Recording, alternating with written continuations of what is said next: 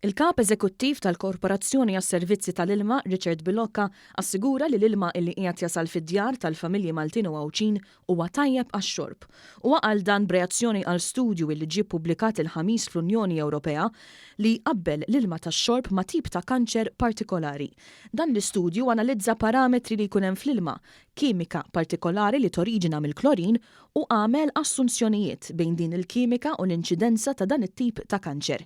Il-kap eżekuttiv serraħ ras kulħadd li l-ilma li qed jasal għand in-nies huwa 100% tajjeb għal konsum tal-bniedem. L-ilma tagħna jiġi ttestjat eluf ta' testijiet, l-ilma li jasal għand in-nies jgħaddi minn eluf ta' testijiet, dawn it-testijiet iridu jilħqu limiti stretti ħafna tal-Unjoni Ewropea u din il-kimika partikolari il-limitu tagħha huwa 100 u l-average ta' riżultat tagħna huwa viċin il-50.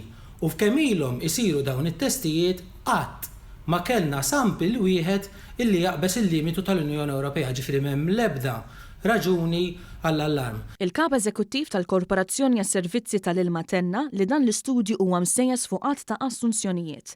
Qal li l-kwalità tal-ilma f'Malta tilħaq il-limiti kollha stabbiliti mid-direttiva tal-ilma tax-xorb.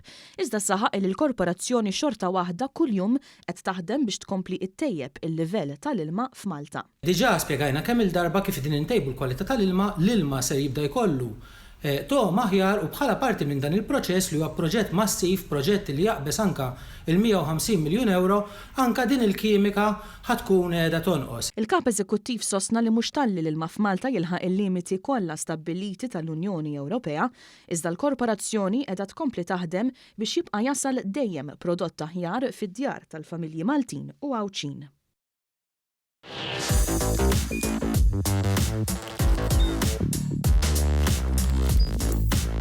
Idħol fuq one.com.mt u hemmhekk tista' tara l-programmi kollha li jxandru fuq One permezz ta' One Play.